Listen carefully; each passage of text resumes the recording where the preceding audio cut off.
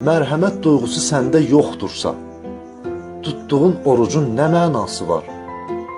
Süfrəndə yoxsula yerin yoxdursa, bir ay ac qalmağın nə mənası var?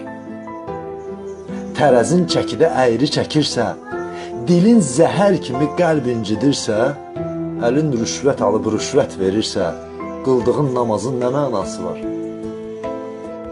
Yalandan and içib alver edənlər, arvaddan xəbərsiz əyri gedənlər, haqsızdan pul alıb haqlı edənlər, o həccə getməyin nə mənası var? Haram pulları ilə villa tikənlər, yetimin haqqını bölüb yiyənlər, şər atıb birini bədbəxt edənlər, öləndə Yasinin nə mənası var? Nə mənası var?